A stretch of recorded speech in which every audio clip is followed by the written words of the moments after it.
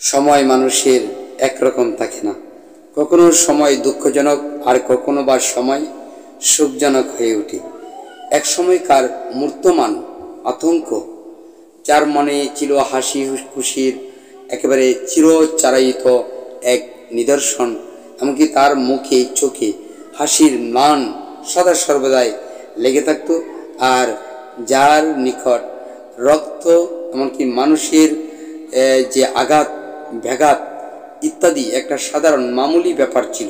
এই সেই কুখ্যাত হাসিনা, যে নাকি আপনাদেরকে এতদিন ধোঁকা দিয়েছে, ধোঁকার রাজনীতি করেছে, প্রতিহিংসার রাজনীতি করেছে, এমনকি প্রতিহিংসা স্থাপনের মাধ্যমে প্রতিশোধ পরায়ণতার মাধ্যমে তার বাবা ভাই সকলের প্রতিশোধ নেওয়ার জন্যে এ দেশটাকে সম্পূর্ণরূপে একেবারে অচলে পরিণত করে দিয়েছে।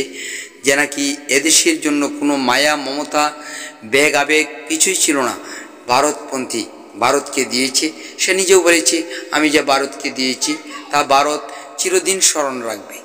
এই সেই কুখ্যাত হাসিনা, যে নাকি আমাদের বাংলাদেশের স্বাধীনতা সার্বভৌমত্বকে ভারতের ওপর ন্যস্ত করে এদেশের জনতাকে অপমান করেছে। এদেশের আপামর মানুষ যারা বিজ্ঞ রাজনীতিবিদ তাদেরকে অপমান করেছে।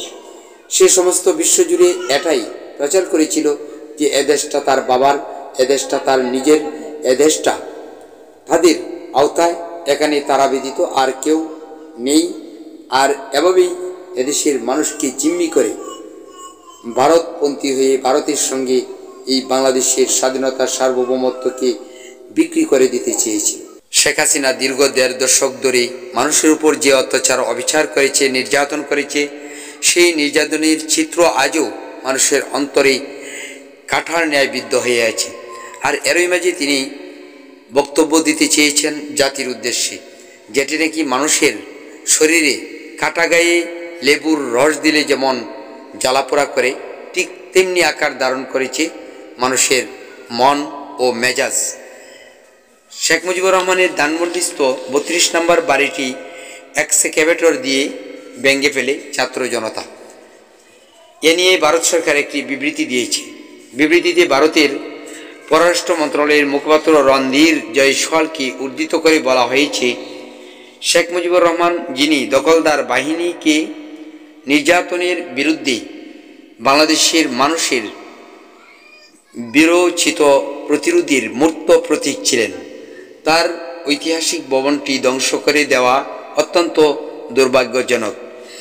এই হামলা ও ভাঙচুরের ঘটনা তীব্র নিন্দনীয়। বাংলার মানুষের প্রশ্ন, হাসিনা যখন বাংলাদেশের বিরুদ্ধে গর্জে ওঠে, বাংলাদেশের বিরুদ্ধে অত্যাচার অবিচার করে, এমনকি বাংলাদেশের বিরুদ্ধে ষড়যন্ত্র করে, তখন ভারত কিছু বলে না। আর হাসিনার কিছু হলেই, হাসিনার গোষ্ঠীজ্ঞাতির কিছু হলেই ভারত তীব্র নিন্দা জানায়। এমনকি ভারত উঠে পড়ে লাগে কিভাবে হাসিনাকে রক্ষা করা যায়। আসলে ভারত বাংলাদেশ প্রেমী নাকি হাসিনা প্রেমী, সেটাই জানতে চায় দেশ ও জনতা।